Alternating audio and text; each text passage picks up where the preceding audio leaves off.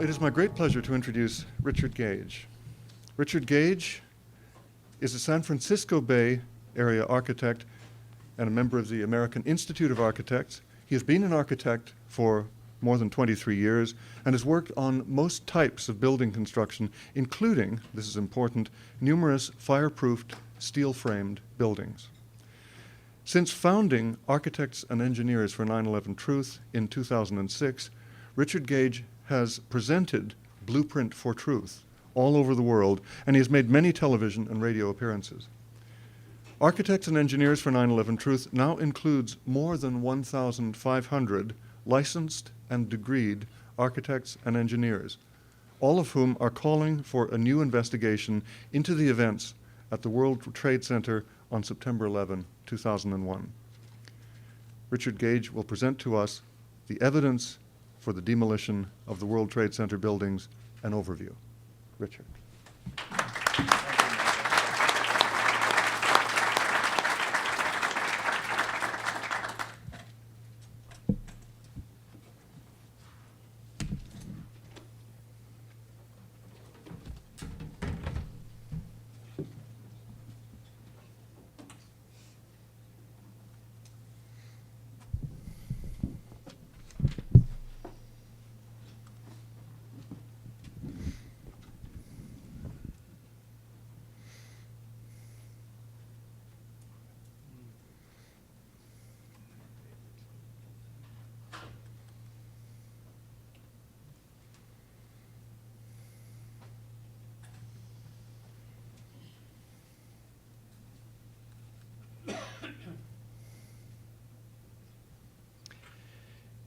Good evening, everybody. It's great to be here in Toronto and at the Toronto hearings, where we've assembled to look at the evidence, package it, and make sure it gets used by the media, by governments, and by individuals all around the world. I represent 1,550 architects and engineers now, calling for a new investigation of the destruction of these towers. Why? Because the evidence shows, and as I believe you'll see today, that all three skyscrapers were destroyed by explosive controlled demolition. How do we know that? Because we are using the scientific method to figure out what happened that day. And in the next hour, we're going to use it in a way that NIST, the National Institute for Standards and Technology, never did. That we're going to show you several holes in their work, particularly tomorrow with John Cole and Kevin Ryan. You've already seen some of the problems associated. So we're going to apply the scientific method. We formulate a question. How did the towers come down? We do some background research. This gives us a means of developing a hypothesis, our best guess as to what happened. Based on that research and those observations, we take our best guess. I think fire or jet plane impacts brought the towers down. Maybe controlled demolition brought them down. We don't rule out anything until the evidence itself rules it out. We test that hypothesis with experiments, and we analyze the results and draw conclusions. Now, if the hypothesis is corroborated, we report the results in an open, transparent manner. And this is one of the chief failings of the National Institute for Standards and Technology. Transparency. And this is because the body of work can be built on by many to yield even increasing and compounding results and levels of accuracy. Now, if the hypothesis is not corroborated, what do? We go back, we find a hypothesis that does stand a better chance of being supported by the evidence. This has been around for about 100 years or more, the scientific method. It works pretty well when it's used. So let's apply it. Let's start with some background research. What are the forces that destroy buildings? This is real basic. You can do this in the 7th grade. Fire destroys buildings, certainly. Okay?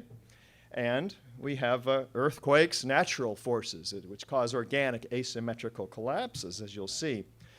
Explosions certainly destroy buildings. And of course, explosions can be harnessed in controlled demolitions to destroy buildings quite efficiently. Now, the really neat thing about these forces is that they're very different from each other. They're easily distinguishable. And so this job actually gets pretty easy. Let's start with fires. Fire is an organic process. It moves through a building every 20 minutes or so. Burns out one area, looking for fresh new fuel sources.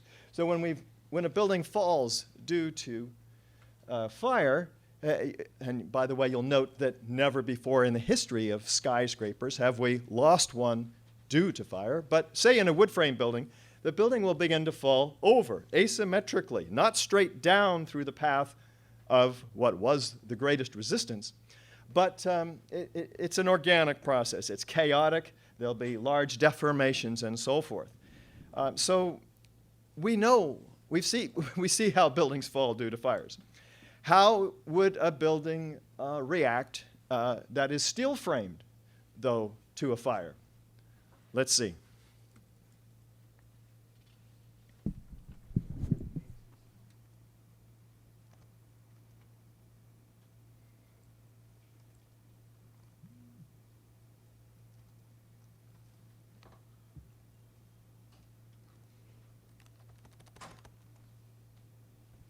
Beams that supported the ceiling.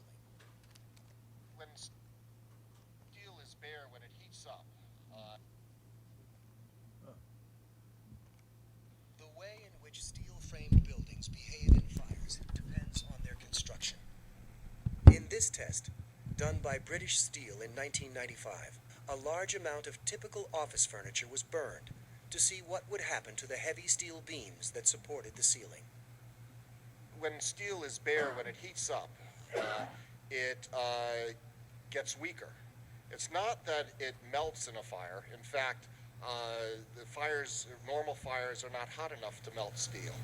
Even if you were, for example, to use an unusual fuel like kerosene, you cannot achieve temperatures hot enough to melt steel.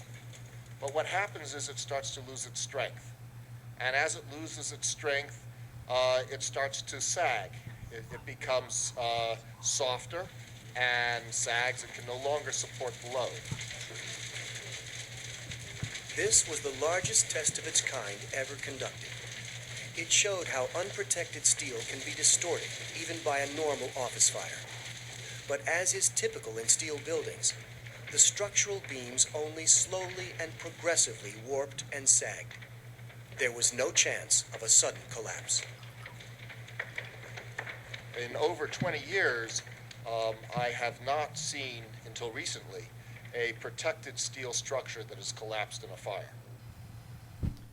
Not till recently have we seen a protected steel structure that has collapsed in a fire. Recently means on 9/11, when we have not one, not two, but three collapsing, counter to the experimental data produced in the UK by Cardington tests, which show that without fireproofing, these steel structures do not collapse. We're talking about a 3 or 4 inch sag, that's all. We have over 100 examples of very hot, large, and long-lasting fires in steel frame skyscrapers. Not one of them has ever collapsed.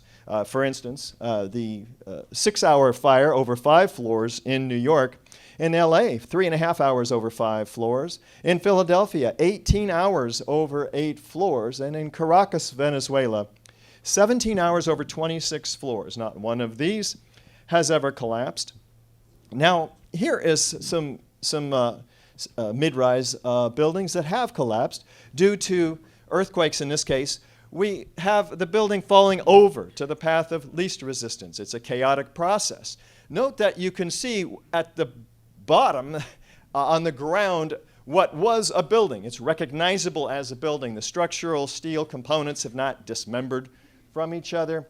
The concrete is not pulverized to powder. This is really important because when we look at the 3 high-rises on 9/11, we see something quite different. Prepare yourself. These buildings were blown up with explosions. There's thick, billowing, enormous clouds of pyroclastic-like smoke with suspended solids from the pulverized building materials and concrete. The word pyroclastic comes from volcanoes, which has that characteristic, which tremendous amounts of solids are suspended in the air with a very thick edge outline, distinguishable from this solid-like mass that has a cauliflower-like shape that is expanding due to the incredibly hot gases, much hotter than office fires, for instance, can produce. We have witnesses that hear sounds of explosions. They see flashes of light. If you have these things, you know you have explosions. Note that explosions are not a part of the official story, except for the initial jet plane impacts, of course, in the Twin Towers, which happened an hour to an hour and a half before the collapse of these buildings. Let's take a look at controlled demolitions, where explosions can be harnessed quite efficiently. We have hundreds of examples from all across the country from which to make our comparison, because this is how we use explosives to demolish high-rises. So this is what a high-rise looks like while it's being demolished with explosives. Controlled demolitions can be engineered in many different ways. Normally, the purpose is to bring a structure down while avoiding damage to adjacent structures, and to do so quite efficiently, economically too. Typically, a tall building like these are demolished by placing thousands of cutter charges throughout the columns and beams in the building, and then detonating them in a very precise order, progressing outward and upward, synchronistically timed floor by floor. Destroying the inner columns allows the weight of the building to pull the exterior inward, and destroying the building from the bottom up allows the weight of the building to be harnessed to do some of the destruction. So the result is an implosion, like you see here, producing a vertical, symmetrical collapse at nearly freefall acceleration into a consolidated rubble pile that's broken up and ready for loading and shipment. Now, this is a feat that only a handful of companies in the United States can accomplish. And fire, by the way, never has. So what are the typical features? We have a sudden onset of destruction, usually at the base of the building. We have a straight down symmetrical collapse, often into the building's own footprint, because demolition waves remove the column supports in a synchronicity. We have a free fall speed, sometimes, through the path of what was the greatest resistance, the thousands of tons of structural steel in the way. And we have a total dismemberment of the steel structure, broken up, ready for loading and shipment. There's minimal damage to adjacent structures, and there's sounds of explosions heard by witnesses. There's flashes of light seen by witnesses. Enormous clouds of pulverized concrete and pyroclastic smoke.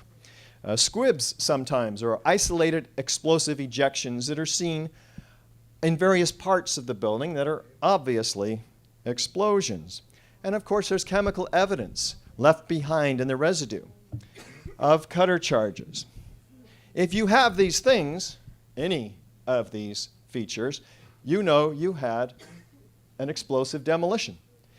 If you had all of them, you are really, really, really sure. There's no question. This is direct evidence of explosive destruction, and guess what? Fire cannot create any one of them, let alone all 10 of them. Okay? If we're aided in addition to that with government support, they've documented it in various ways. I mean, after all, you have to apply for permits for an explosive demolition, and often there is helpful documentation. Experts agree. Those without an axe to grind or a behind to cover will agree it's a controlled demolition. Foreknowledge. These are planned months in advance. It's a huge job. And millions of dollars companies make on each one of these. So we know in advance. If you have foreknowledge, you're pretty sure it was a controlled demolition. Video documentation helps too. This is proof of a controlled demolition. So we're setting the stage, as you can see here, to try to make our effort today quite easy. Now we're going to apply that effort and that set of criteria to the third worst structural failure in modern history that most every architect and engineer in the United States and around the world know nothing about, which is in and of itself a huge curiosity at least, and more to the point, what amounts to a cover-up, censorship by the media, who knew and reported that day that this building was destroyed. In fact, it was destroyed at 5:20 in the afternoon after the Twin Towers came down. This is a 47-story skyscraper that is a football field in length away from the North Tower. Of course, it was not hit by an airplane, so we don't have the propaganda, the baggage that we have with the Twin Towers, because we all know how they came down with jet plane impacts and fires, or so we're told. So here's the building, bright and shiny, in the morning of 9/11, and it continues to stand after the Twin Towers came down. It suffered some small fires here and there. I'll show those to you. What we're going to do is apply that set of criteria to Building 7 and see if any of them fit. Let's begin. Is there a sudden onset of destruction at the base of the structure? Let's listen to Dan Rather narrate this as we take what may be our first look at World Trade Center 7's collapse. High shots. Now, here we're going to show you a videotape of the collapse itself. Describe that. Now we go to videotape the collapse of this building.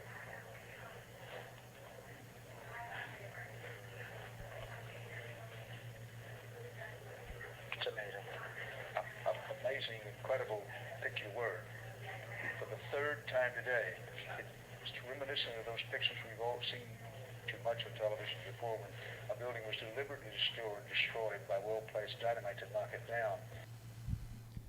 Well, Dan's using his intuition here to describe what he's seeing, and of course that's what we should all be doing. The problem is that Dan never talked about this building again after the first day. He must have been quite curious about it after describing it as a controlled demolition, basically, well-placed dynamite. And the media never played this, with very, very few exceptions that you can count on half of a hand,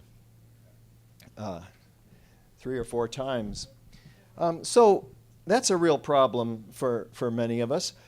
Is there a straight-down symmetrical collapse of this building into its own footprint? Let's look from West Street.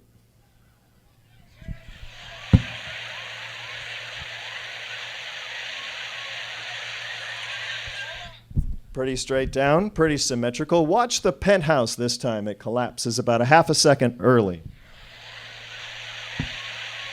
Let's bring it back up.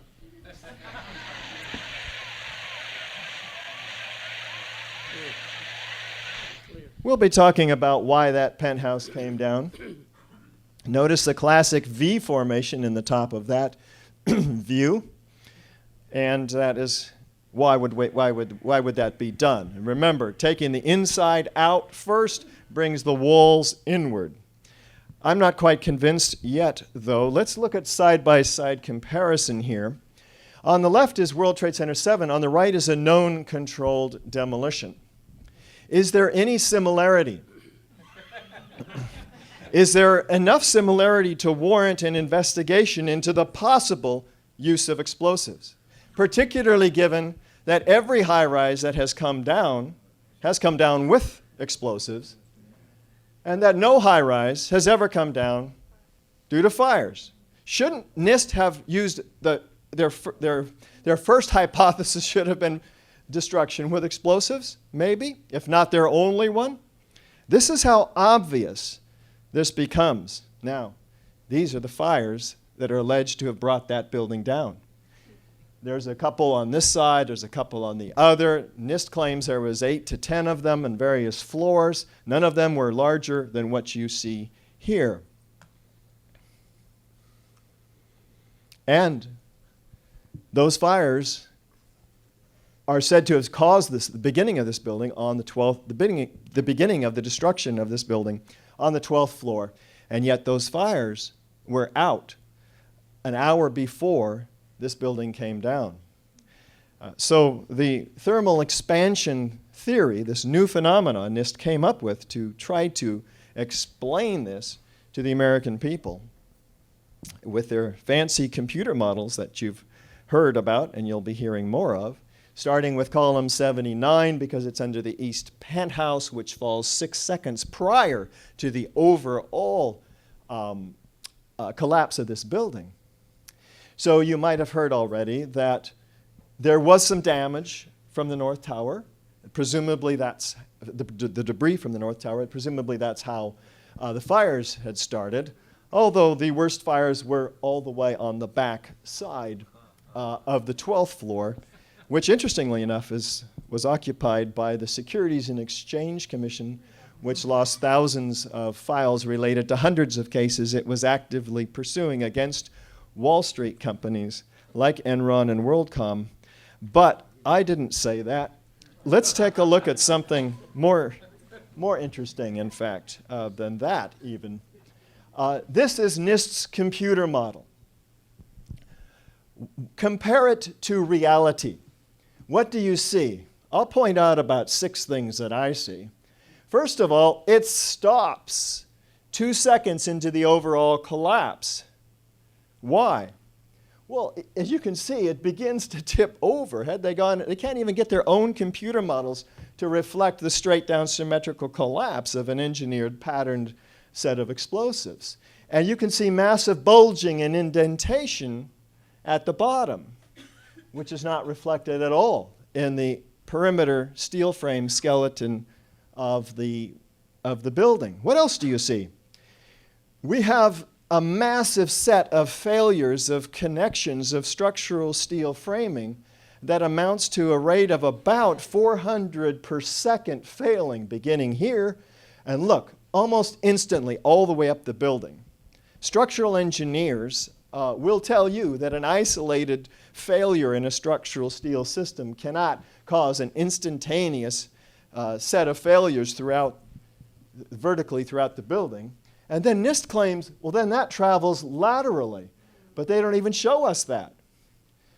But forget that. Just the fact that we have massive failures in the structural system throughout the height of this building in the first few seconds before the overall collapse, wouldn't you expect to be seeing that reflected all the way up to the top and breaking massive numbers of windows on the side? How many windows do you see breaking here? A couple. They should all be tearing apart, massively warping. This is a real problem for NIST. I don't know why they couldn't have done better in terms of reflecting what actually happened after they've manipulated it 6 ways from Sunday from the beginning anyway. Why not go all the way? The building failure looks nothing like their model, and it falls nearly into its own footprint. The center of the pile is in the center of the building, indicating symmetrical damage. How does that happen? How do you get that level of symmetry in the destruction of this building? Let's take a look at the floor plan. Maybe we can get some clues. If we don't take out all 24 core columns and all of the 50 or so perimeter columns at once, virtually simultaneously, what's going to happen? That building is going to fall to the path of least resistance. Asymmetrically, it'll fall over. That's how, and in controlled demolitions, if they have any degree of variation in the split-second timing of those explosives, they all have to go off within about 1/10 of a second of each other. The building tips over, and there are plenty of examples of failed controlled demolitions that do just that. So the question is, can fire accomplish that level of precision?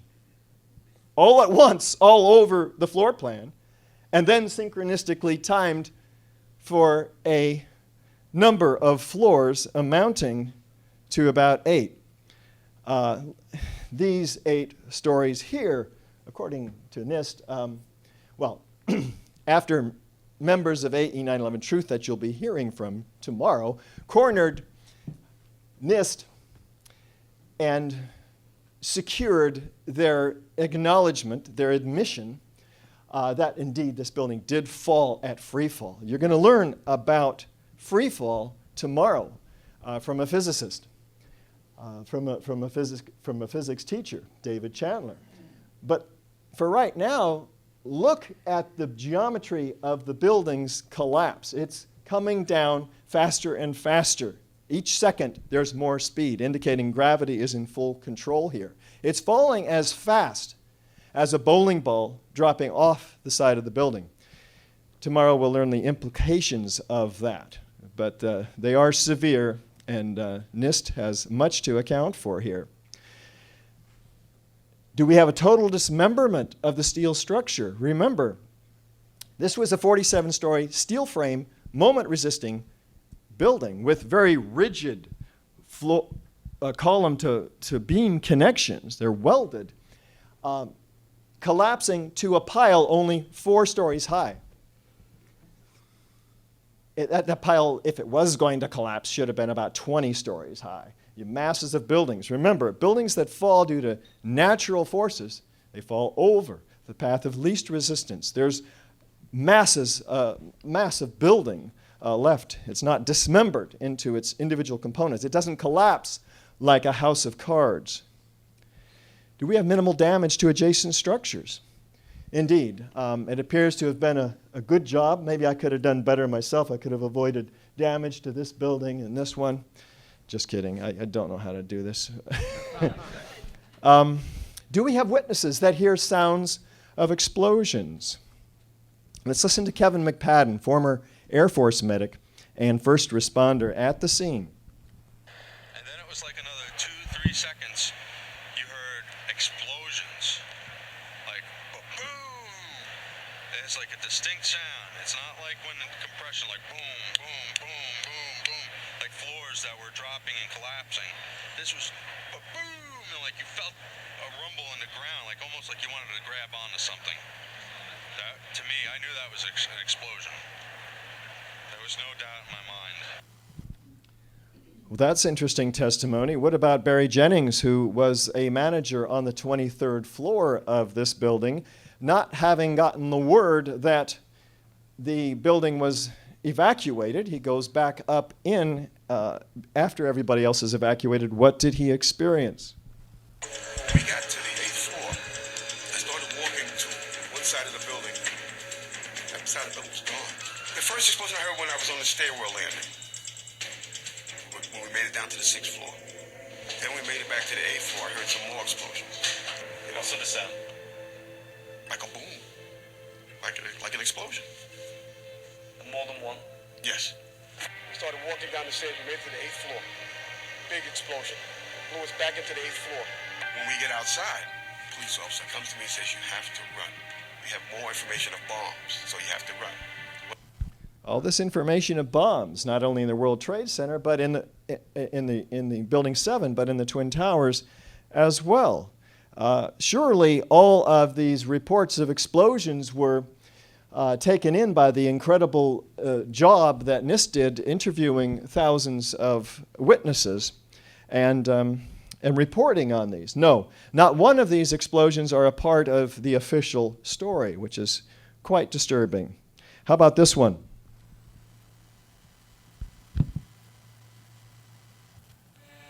Yeah, here's one of the guys who can tell you I'm okay, all right? Here, hold on. You want to call your mother or something? The afternoon of 9/11.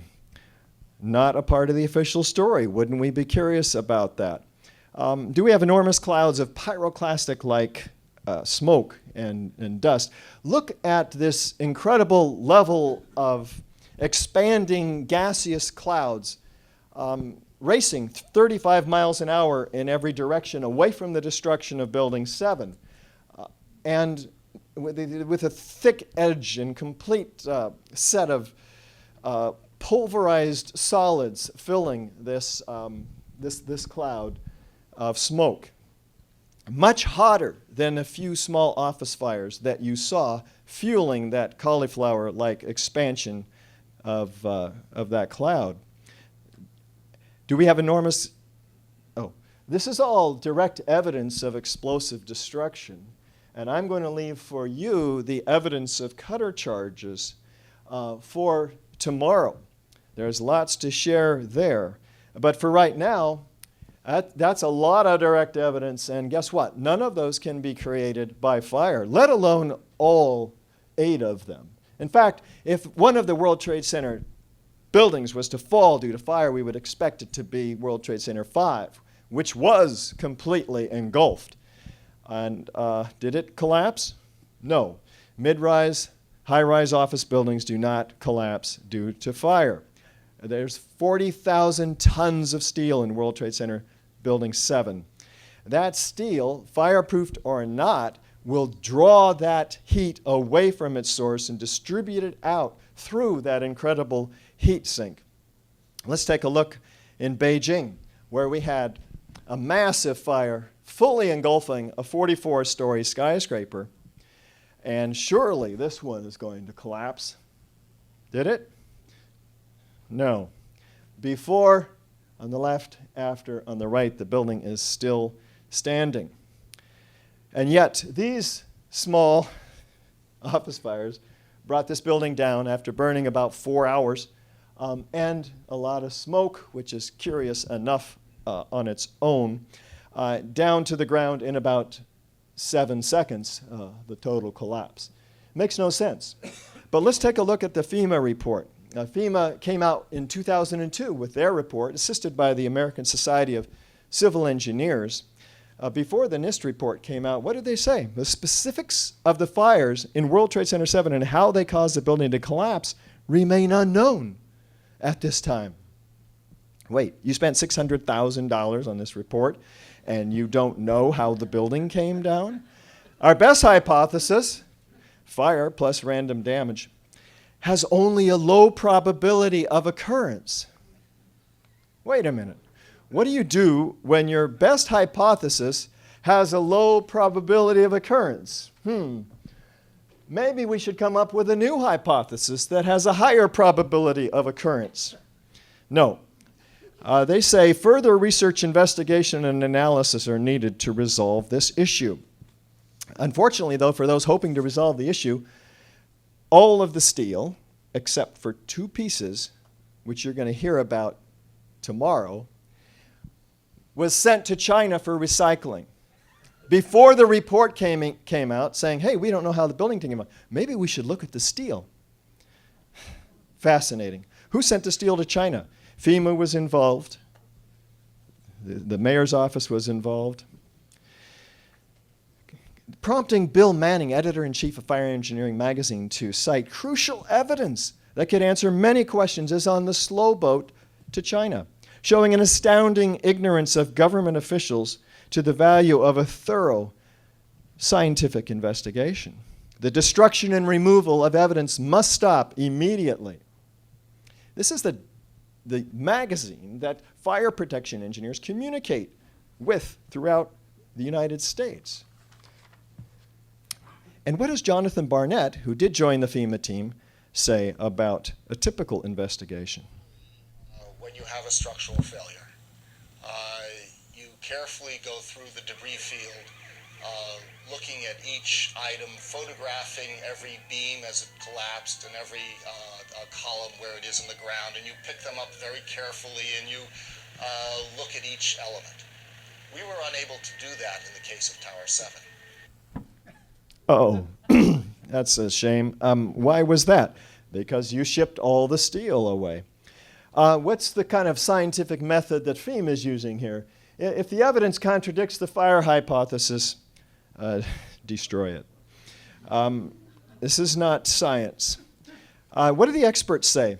Here's an expert without an axe to grind. He's in Europe. In fact, the top European controlled demolition expert, Danny Jawenko, he said that it starts from below. They've simply blown away the columns. Now, he said this before the person who was showing him on the laptop told him that this happened on 9/11. He's looking at it blindly. So what is this?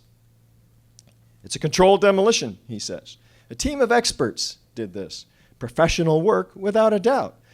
Then they say, well, hey, this happened on 9/11. What? Shekeveder? He says. Did I say that right, Niels?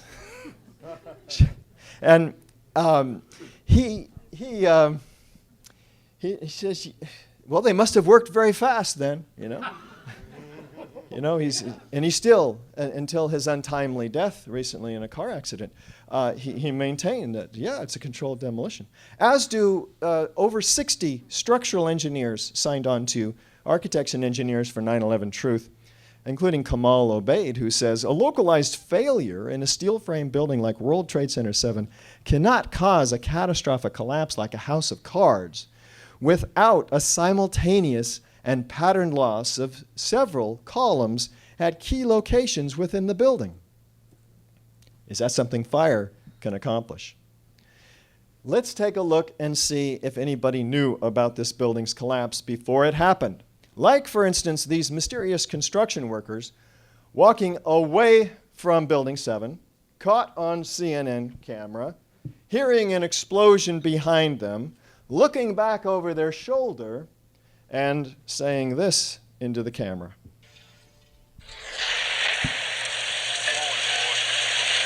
your eye on that building as they're coming down. The building is about to blow up.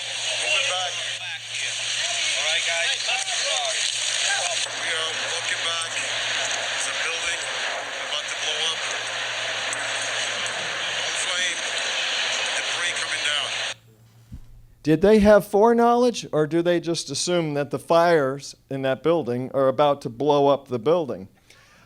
And what about Kevin McPadden, who, before he talked about those explosions, he's talking about what he heard on a radio held by a Red Cross worker at about several blocks away, where they moved everybody back because they were concerned about this building because they said it had some structural issues, and that's why they weren't fighting the fire according to the word there. But here's what he hears, Kevin McPadden hears. At the last few seconds, he took his hand off, and you heard 3, 2, 1. Do fires bring buildings down to countdowns? These things need to be researched, examined under oath, and people need to be brought into a real investigation. Like Jane Stanley, for instance, of the BBC, who announced the collapse of this building 20 minutes before it happened. They apologize for this grievous error, and they cite the confusing issues, the events of the day. Does this make them psychic? What is going on here? Is there some sort of script that's being read? These are questions that have to be answered. But CNN did much better. They announced it early in the morning. Let's listen. In New York, Alan Dodd-Frank joins us on the phone in Lower Manhattan. Alan? Aaron, just 2 or 3 minutes ago, there was yet another collapse or explosion. I'm now out of sight. A Good Samaritan has taken me in on Duane Street. But at 11:15, there was another collapse or explosion following the 10:30 collapse of the second tower. And a firefighter who rushed by us estimated that 50 stories went down. The street filled with smoke. It was like a fire. There was no other 50-story building that went down. In fact, there was no other building that went down other than the 3 skyscrapers. So 15 minutes after the second tower collapsed, we have an announcement that the 50-story building collapsed too, raising the ominous question, was it supposed to collapse at that time? Was it a dud that didn't go off? And is that why there's so much other foreknowledge supporting it? Is that why construction workers are walking out or away from the building? What are construction workers doing down there anyway? Those of us who have looked at this for a while see this as direct evidence, all these features, and fire can't count for any one of these, let alone all 8 of them. With additional supporting documentation that we went through, we believe this is proof of controlled demolition for World Trade Center 7. Now that's a problem for us. Why? Because Building 7 is a part of the overall 9/11 conspiracy, no matter how you define such a conspiracy.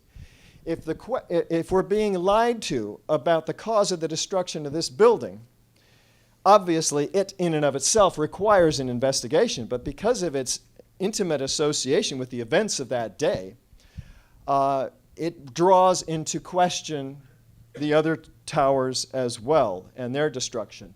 So at AE 9/11 Truth, inspired by the wonderful Barbara Honegger, we erected a third beam into the New York City skyline last year on the eve of 9/11 to commemorate the importance of the smoking gun of 9/11, the obvious controlled demolition, because we believe that provides the key to justice for the victims lost in the Twin Towers. And so we've adopted the three-beam icon now as our, along with our logo, if you will. We find it striking and powerful and meaningful because the Twin Towers, after we look at Building 7 and gain the respect of people who didn't know about it, much less its controlled demolition, they're much more open to looking at the evidence with the World Trade Center Twin Towers, which is actually even more clearly a controlled demolition, albeit a very different one than we've seen. Let's start with the structure. An amazing structure, unique for its time, an innovative structure that won awards from the American Society of Civil Engineers and won praise from NIST itself in its report. The structure held up to the airplanes did its job. It's just that those darn airplanes scraped all the fireproofing off, making those trusses vulnerable. We'll take a look at that more tomorrow. But this building had 47 massive core columns. At the base, almost solid steel, 52 inches by 22 inches, thinning to 2 inches at the mid-height, and to the lightest part of the structure, up at the top, as little as 3/8 of an inch thick, those steel members. So when you see the building coming down in the videos, realize what we're talking about here. There's more steel on the facade of this building with these 14-inch square tube columns every 3 feet 9 inches marching across this building than there is windows. That collapse had to come down through this steel, or did it? Did the steel have to be removed to make way and cause for the collapse? We'll get to that, but there's 100,000 tons of steel in each of these towers, an incredible heat sink, again, drawing the heat away from the source of such as a fire, which is the reason steel frame skyscrapers have never collapsed, because even those fires have sometimes lasted longer than the fireproofing is designed to protect it. And so here's the official theory we have, and we'll get into more of this tomorrow, but the trusses sag as a result of the fires. That might happen, but they claim that there's an inward force, therefore, because they're pulling in the columns, because some of the photographs reveal that the columns bowed inward in the seconds prior to the collapse. So this is the column failure theory because of this. And then the top portion drives the rest of the building down because of its massive weight. The structure underneath couldn't handle that weight. That's basically the official story. Interesting to note, in order to make their computer fail, like they believe they saw in the videos, they had to apply a 5,000-pound load on every column after removing this connection. And this is completely ludicrous because there would be no additional load, or very little, from the sagging trusses pulling in these columns. And yet they saw them pulled in the videos, so they just did what they needed to do to make it work. How could those columns have been pulled in? Well, if the core columns were compromised, and tomorrow you'll look at some opportunities for such, it might have pulled this truss down with them, which would have indeed provided a lateral load on these columns, causing them to fail. So let's take a look at the Twin Towers and see if there's any evidence of controlled demolition according to our template, our criteria here, starting with, is there a sudden onset of destruction, not at the base of the structure, like we saw in World Trade Center 7, but a very different type of deceptive controlled demolition. In this case, fires doing damage because of the airplane impacts. They would want us to believe that the buildings came down due to the weakening, the structural weakening by fires. So do we have witnesses that hear sounds of explosions and see flashes of light? You'll hear more of these tomorrow from Graham, who has done some extraordinary research on this subject. Listen to a couple of these first responders, though. As we were getting our gear on and making our way to the stairway, there was a heavy-duty explosion. The whole building just collapsed on us inside the lobby. Is that a secondary explosion? Yes, it was. That was the... Yeah, definitely secondary explosion. I heard a second explosion and another rumble. An hour later than that, we had that big explosion from much, much lower. It just went boom, it was like a bomb went off. And another explosion came right from it, just everyone flying. There were numerous secondary explosions taking place in that building. There were continuous explosions. No, the first explosion, and there was a second explosion in the same building. There were two explosions. Okay. Federal agencies that were down there do believe that there was some sort of explosive device somewhere else besides the planes hitting. There was another explosion that took place in one of the towers here. So obviously, according to his theory, he thinks that there were actually devices that were planted in the building. There was a secondary explosion, probably a device either planted before or on the aircraft that did not explode until an hour later. Then there was some secondary explosions and then the subsequent collapses. That the FBI most likely thinks that there was a car or truck packed with explosives underneath the buildings, which also exploded at the same time and brought both of them down. Now, that's the first time we're hearing that. So 2 planes and explosives that were in the building, is that correct? That is the working theory at this point. That is A huge explosion now, raining debris on all of us. It sounded like gunfire. You know, bang, bang, bang, bang, bang. And then all of a sudden, 3 big explosions.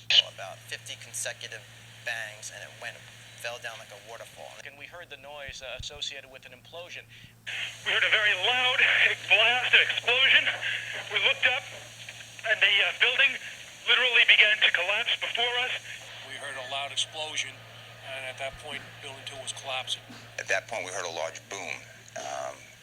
I looked up and just saw the building coming at us. Do you know if it was an explosion or if it was a building collapse?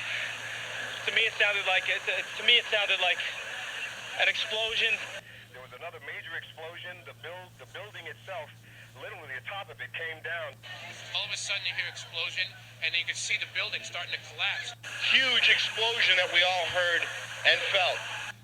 We understand now there has been a secondary explosion on Tower 2. According to the Associated Press, another building that has either been attacked or exploded. There's a tower rather that has collapsed, that we are told collapsed because of a third explosion. And about an hour later after that, there was a huge explosion at the base of the South Tower. That's One World Trade Center, and part of the building collapsed. We could hear a rumble, which was about 5 seconds long, preceding the actual collapse, and then a boom when each of those towers collapsed. Just seconds ago, there was a huge explosion, and it appears right now the second World Trade Tower has just collapsed. I was about 5 blocks away when I heard explosions, 3 thuds. And then you heard from far away, boom, boom, and you heard the boom, boom, boom, boom, boom, boom. Floor by floor instead of popping out. It was if they had detonated. Detonated. They were planned to take down a building. Boom, boom, boom, boom, boom, boom. From the corner, boom, boom, boom, boom, boom, boom, boom, boom, boom. Just like 20 straight hits. And as the bombs were going, people just started running. And I sat there and watched a few of them explode. And it just started going pop. It just started going boom, boom, boom, boom, boom. And he goes, how fast? I go, like firecrackers. Surely some of these witnesses made it into the official reports. Not one. No reports of explosions. This is quite disturbing to the architects and engineers that I represent. Let's take a look and see what they might be referring to.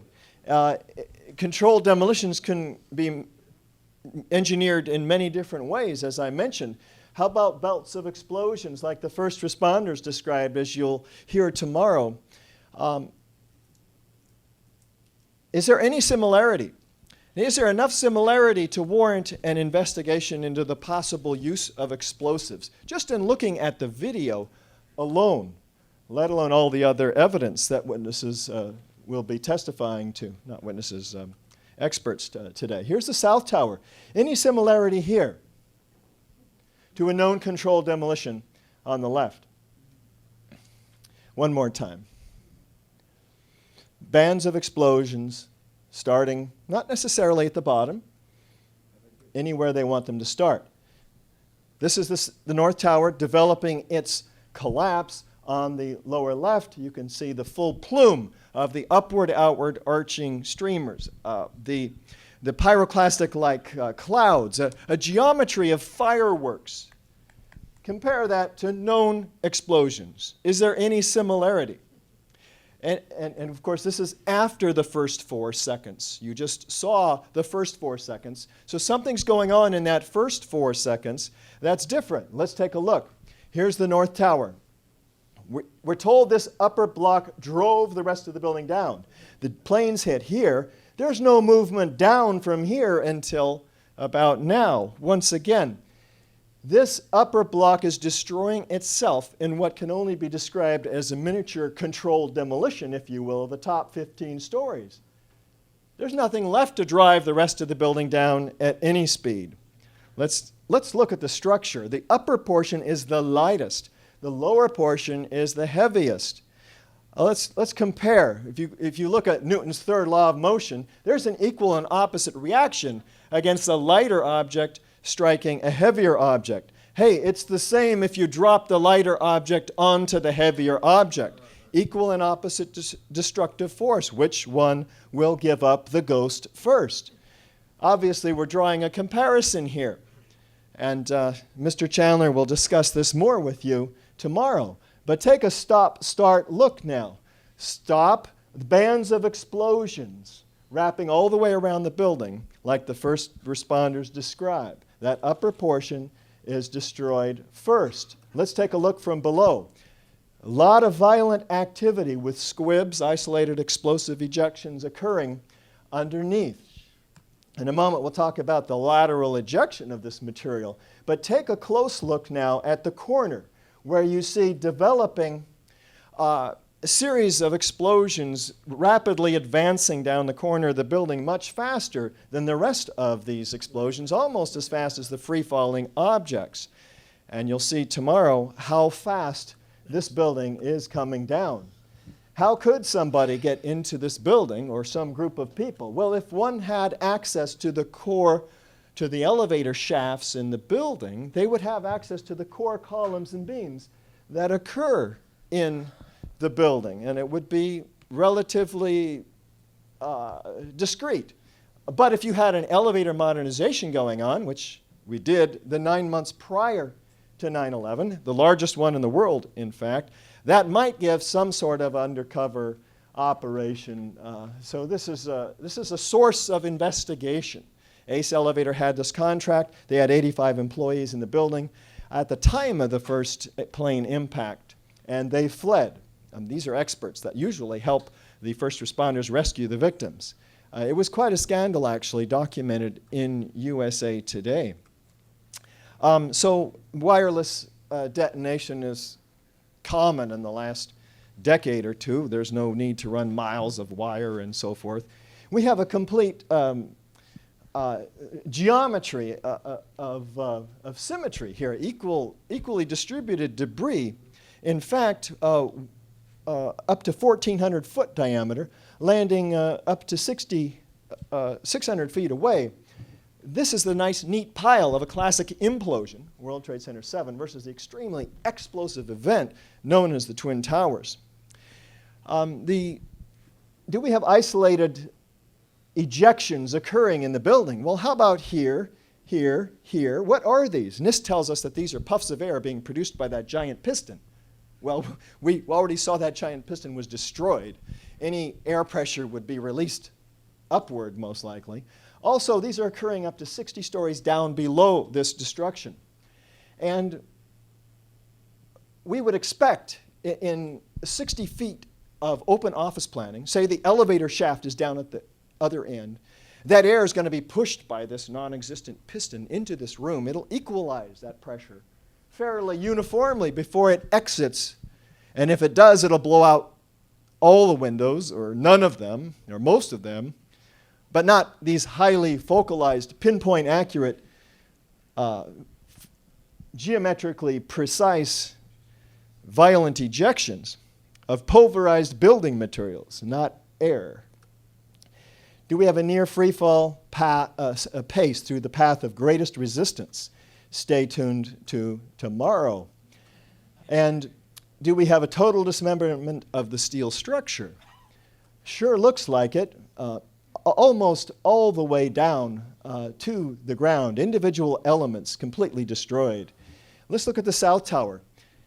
It's hit 30 stories down. It does begin to tip over a little bit, but then it's completely destroyed, almost disintegrated in this cloud. It doesn't end up in some mass on the ground below. So we have asymmetrical damage from the airplanes and the fires, and asymmetrical loading from this portion of the building, which is continuing its angular momentum, theoretically, falling 22 degrees off the building. And yet, watch what happens below. Complete symmetrical destruction all the way down to the ground, just like the first responders described. Pop, pop, pop, bands of explosions. And this guy turned and ran, or we might have seen it come all the way. He should have stayed there. Complete, total destruction, save these shards of perimeter wall units. Ejecting lateral steel pieces, heavy structural steel pieces, free flying through the air. Not banana peeling like some suggest off of the building. No, they're achieving those lateral distances due to their initial velocity out of the side of the building, which you'll discover in tomorrow's presentation by Mr. Chandler, how enormous that force must have been, traveling up to instant acceleration with speeds 55 miles an hour or more. And we have floors that we're looking for. Now, this is a pancake and collapse. We see pancakes at the bottom. We have 110 floors in each of these skyscrapers. They're all an acre in size. We're looking for 110 floors stacked up in some mess at the bottom. How many do we see? 50? 20? 10? We don't see one. We see a two-story pile of perimeter columns and core columns. Where are the floors? Where's the concrete? I mean, we're talking 90,000 tons of concrete that's missing at the base of that building. Here it is, small particles, 100 microns in size, like talcum powder, this concrete was. And tomorrow, you're going to find out what was in that concrete dust besides concrete and gypsum that should not have been there. But this dust is composed of up to 30% concrete. It's rather extraordinary. 110-story office buildings. You don't find a desk. You don't find a chair. You don't find a telephone, a computer. The biggest piece of a telephone I found was half of the keypad, and it was about this big. Whoops, the building collapsed to dust. You have two. And you see, and there's no concrete. There's very little concrete. All you see is aluminum and steel. What happened to the concrete? The concrete was pulverized. And I was down here Tuesday, and it was like you were on a foreign planet. All of lower Manhattan, not just this site, from river to river, there was dust, powder, 2-3 inches thick. The concrete was just pulverized. Everyone was basically in shock about what they were seeing down there, particularly this firefighter. What I expected to see was nothing like what I actually did see at the time. time of my arrival at the site. There wasn't much that you could say, you could describe. Everything was dust and metal. There was no typewriters, there was no chairs, there was no nothing. Well, there were 10,000 file cabinets or so, steel file cabinets in this building, but this is the only one that they could find. Where do you think 10,000 steel file cabinets went? I found steel filings in the dust samples that came up to the magnet in the samples that were given to me by Jeanette McKinley, who lived across the street from the South Tower and collected this dust. You could pick this file cabinet up in your pinky. How did it survive? Oh, it was in the basement. Interesting. Why do we have 700 bone fragments the size of a grain of rice found on top of that skyscraper? Can that be explained by a gravitational-induced pancaking collapse where we would expect bodies to be trapped between floors, not pulverized to this incredible degree? The plane that hit the South Tower came over the Deutsche Bank building where the bone fragments are found and sent its ejections out the other side. So they're not from the people in the airplane. Is that me? That's terrible. Turn off your cell phones, please. And, we believe this is evidence, direct evidence of explosive destruction. We'll get to number 9 and 10 again tomorrow with Kevin Ryan's and John Cole's testimony. Fire can't account for any one of these, let alone all 10 of them. With additional corroborating evidence that we've seen, we believe this is proof of controlled demolition. The truth about 9/11 appears to be much darker than we have possibly imagined. We've seen that explosives were used to destroy these 3 skyscrapers. And of course, it takes months of advanced planning and engineering to place such explosives. Who had the means, the opportunity, the motive to engage in this crime? Who benefited? These are the classic questions that crime investigators and journalists should be asking, but are not, and thus the purpose of the Toronto hearings this week. Who had access to these highly secure buildings? Who had access to these extremely sophisticated explosives that you're going to learn about tomorrow from Dr. Niels Harrit? The architects and engineers for 9/11 Truth don't speculate about these issues. We don't have conspiracy theories. In fact, the laws of physics are incapable of caring about conspiracy theories.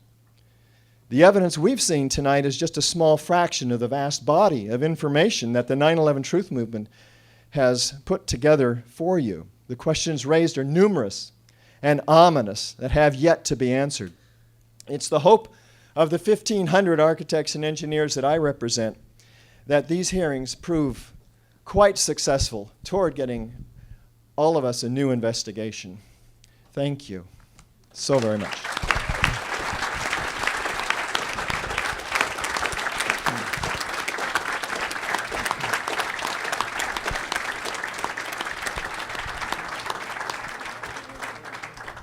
Thank you. Thank you very much, Richard. We will now move on to questions from our panel. Yes, Professor Johnson. Thank you, Mr. Gage. Remarkable presentation and very persuasive. The modeling that NIST did on the World Trade Center 7 building, those models have not been released as I understand it. Is there any possible way that we can obtain those models and test them? They should be in the public domain because we need to learn about how high-rise steel buildings come down with fire. Indeed. No, they won't be released into the public domain because it might jeopardize public safety if they were. That is the reason that given to us from NIST that they will not release them.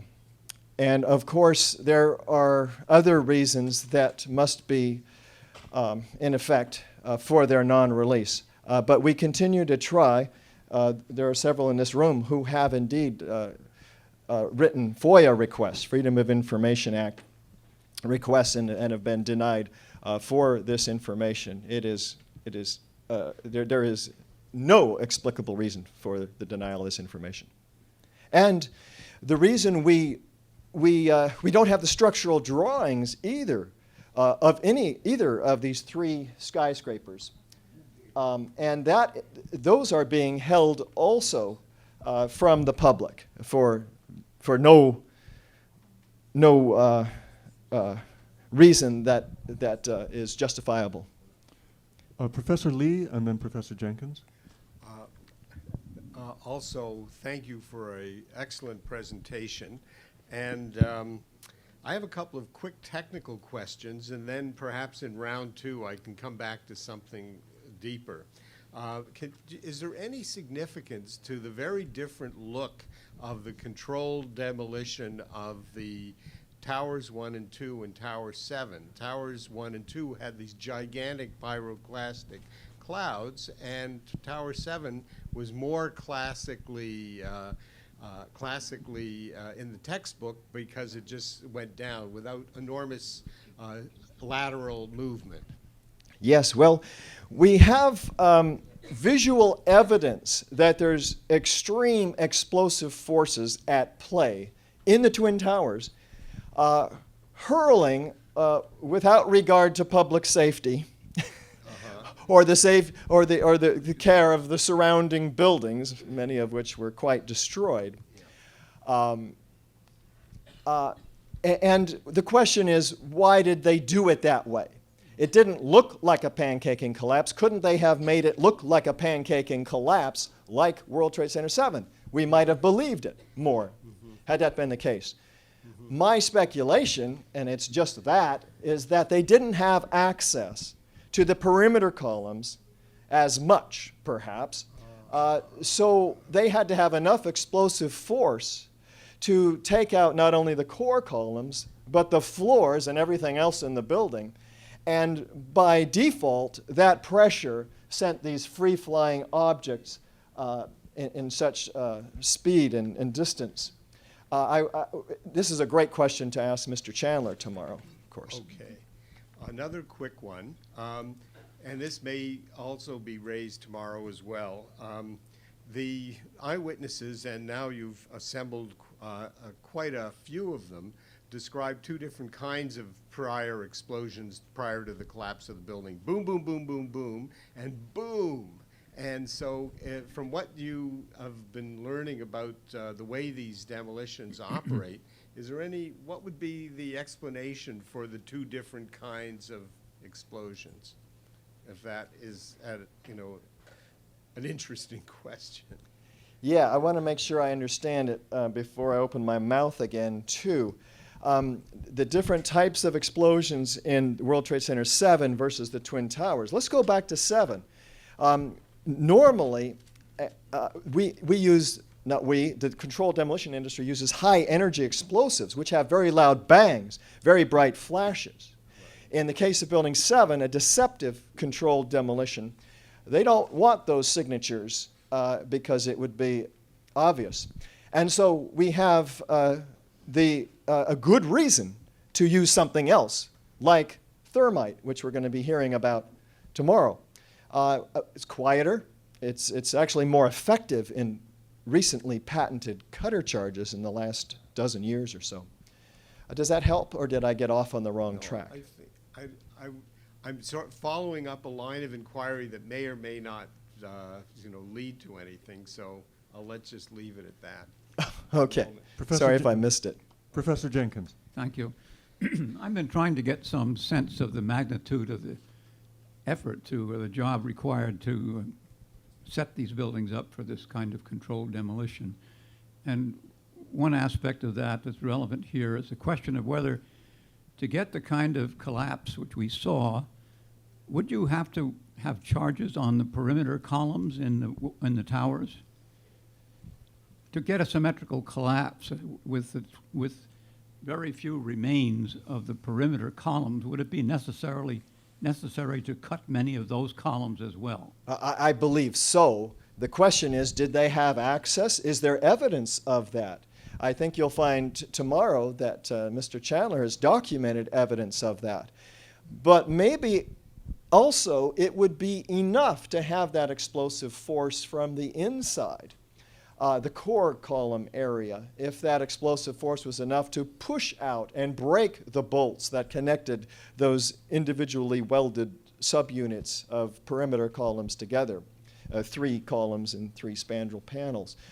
So that's a great question, and there's some indication due to the bolt patterns and the ends of those perimeter columns not being sheared off. There's a lot of bolts missing. There's holes that are not warped in the 4 bolt holes that connect those 2 together. Some have theorized that somebody got into the building well beforehand, removed many of the bolts.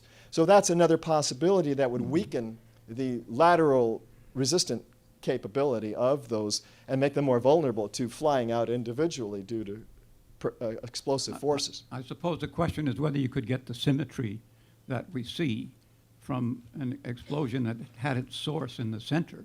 Yeah. It would have to cut the perimeter rather simultaneously and evenly in order to get that. Ideally, and you know what, that's possible that might have even happened. I don't see enough localized explosives in each of the perimeter columns, 3 feet 9 inches on center.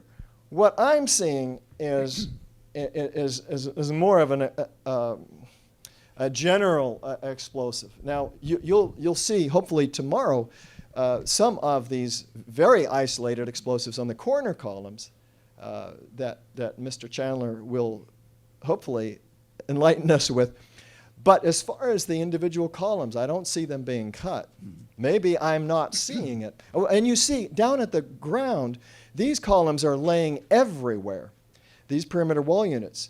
We don't see evidence of those perimeter wall units being cut, not much evidence. We see that lots of the ends of them individually, and they're fairly clean with 4 bolt holes in them. So that also leads me to believe that they didn't systematically cut the perimeter columns. I have one more question. It's one you may not want to entertain. You have argued that the very clear evidence of demolition of World Trade 7 has strong implications about how the towers came down. And I agree with that in general, but there is a puzzling point here. The overall global motivation, we are told, for this bringing these towers down is to enhance a Pearl Harbor effect. I don't see how the destruction of World Trade 7 could be encompassed with that global motivation. Now, that doesn't mean, of course, that the same terrorists couldn't have more than one motivation. But nevertheless, I think it is clear, I think other people would agree, the towers have already come down. There has been a horrific loss of life. What is added to the Pearl Harbor effect by bringing down Building 7? In fact, if you were trying to get a Pearl Harbor effect enhancement from 7, you would publicize it. But in fact, it hasn't been publicized, as you pointed out repeatedly. If anything, the information about Building 7 has been suppressed. Yeah. So I'm left with a puzzle about the motivation for the destruction of Building 7, and the fact that I cannot see it being continuous with the motivation for the destruction of the towers leads me to think that there's something here that might suggest different actors involved in the 2 kinds of destruction. Interesting speculation. I really appreciate that. What is evident is that they didn't want us to know about it. It appears that it was supposed to go down under the cover of the massive dust cloud created and smoke cloud created by the Twin Towers destruction 15 minutes earlier that morning. And since it didn't go down at that time, they had a huge problem on their hands. That's my speculation. And they solved that problem by sending those workers in there, fixing the problem with the dud, and moving everybody back and telling everybody there was structural damage when in fact there's no indication of much structural damage, particularly from the debris. And so I think they did the best they could with a very nasty situation and just kept the media out of it altogether as best they could. There were certainly economic imperatives from the owner of the building. Larry Silverstein purchased in a 99-year lease the entire complex, having already owned Building 7. So it's very possible that he wanted a complete site to rebuild from. That's just speculation, though. Could I just have one final, very quick question? If I could remember what it was going to be. Is it very clear to you that you would have had to have extensive foreknowledge, extensive in time, in order to set up Building 7 for demolition? It could not have been done on 9/11. This is correct. It would take months and dozens of operatives. Thank you. Judge Imposimato and then Professor Lee again. Yes, thank you. Thank you, Mr. Gage. Without explosion, do you think that the Twin Towers buildings would have collapsed the same?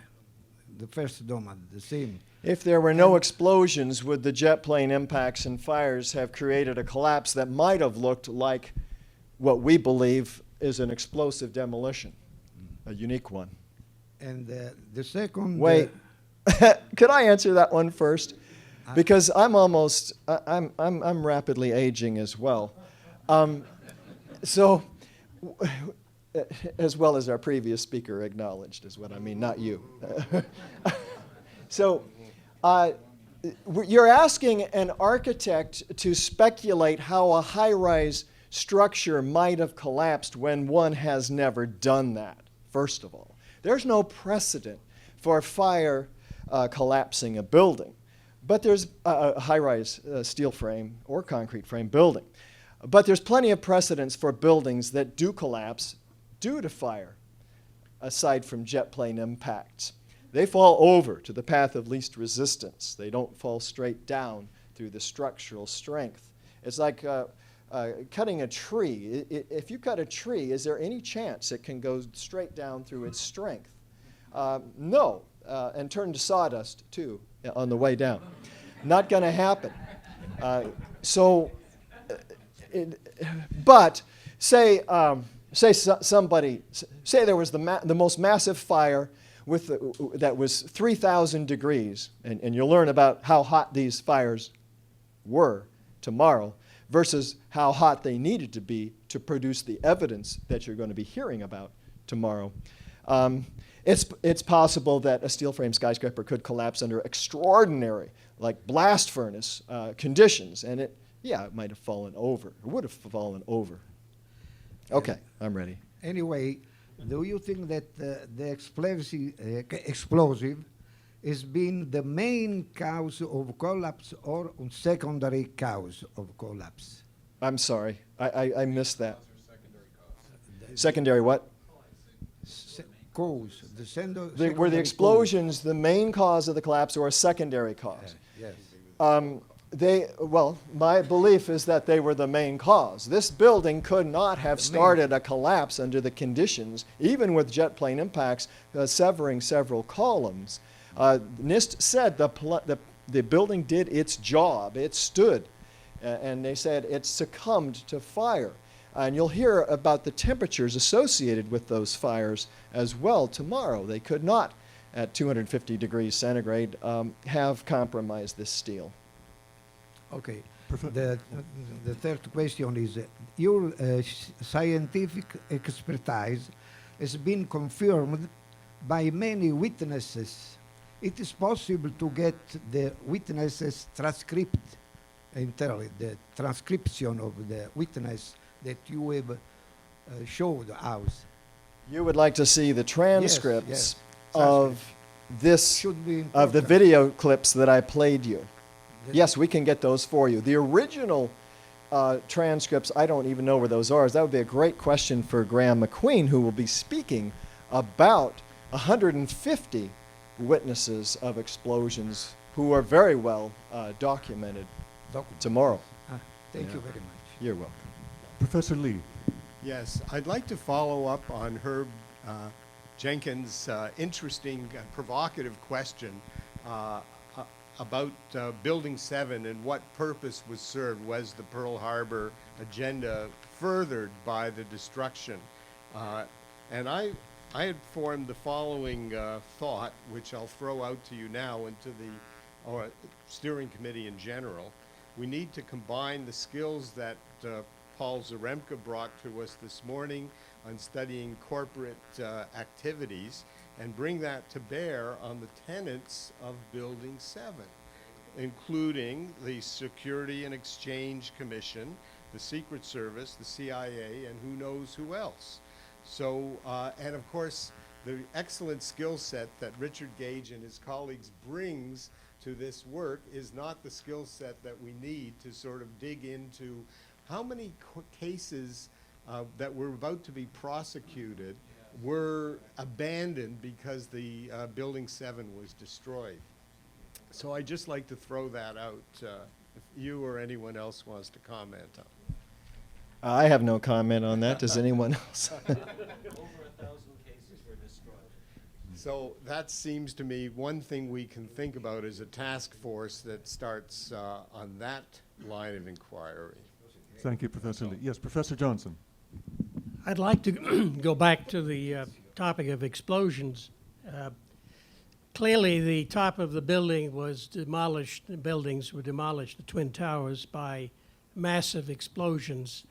Have there been any attempts to calculate the quantity of explosives, perhaps in tons of TNT, the equivalent, to make those buildings, the tops of those buildings, disintegrate the way they did? And have we had any independent reviews by explosive experts of affirming that these explosives are available generally, or from what source they might have come? This is a very unusual event, and these explosions are very massive.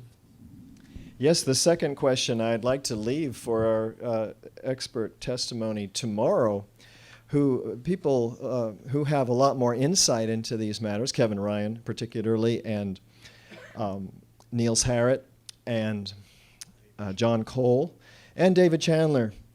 The first question already went through, so could you send it again? I told you, I warned you, and I proved to you that I'm aging.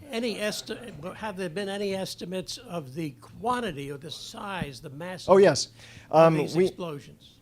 Yes. Well, what you're going to learn tomorrow is that there is actual physical residues of the explosives and or incendiaries, as we'll learn about them tomorrow. There's a quantity that can be established based on the sampling that was found. And we'll learn about that tomorrow from Professor Harrit. As far as explosives experts that would say how many tons of TNT equivalent it would take, I think Professor Harrit might be able to answer that one. I'm setting him up already. I haven't heard such a number, but I have heard that in terms of the nanothermite explosives that we're going to be hearing about tomorrow, there must have been at least 2, 3, or 4 dozen tons of this material brought in through the eyes of security, unless they were sleeping when this happened. And so we certainly want an investigation of the security company, who was that, Stratosec, Securicom, who had the contract for the security in the whole complex until 9/11, until that date. That was the date that ended in their contract, or the day before. May I follow up? Excuse me. Follow up with another question. The explosions occurred, it appears, just above where the airplanes hit. Is there any possibility that the explosives were brought in by the airplanes? Sure, there's a possibility. You're not allowed to bring explosives on airliners, though. So if Homeland Security was in charge of those airplanes, I can't imagine them allowing that. But let's say that they did, and the planes hit and explosives went off. I mean, there was a big explosion at that time. That would not explain the rapid series of explosions all the way down the building, wrapping around the building like a belt, like the first responders describe. It wouldn't explain the free-flying objects that are responding to an equivalent set of forces traveling down the building, pushing them out. It might explain some of the other phenomena, but it's certainly not enough to do the job. The key is the equidistant explosive source. After all, there are 10,000 file cabinets missing or so in this building. 110 floors are missing or so. And so if a localized extreme force at the top is not going to account for complete destruction of this building down to the ground. Are there further questions from the panelists? No. We will bring this session to a close then, and thank you very much, Richard Gage, for your presentation. Thank you.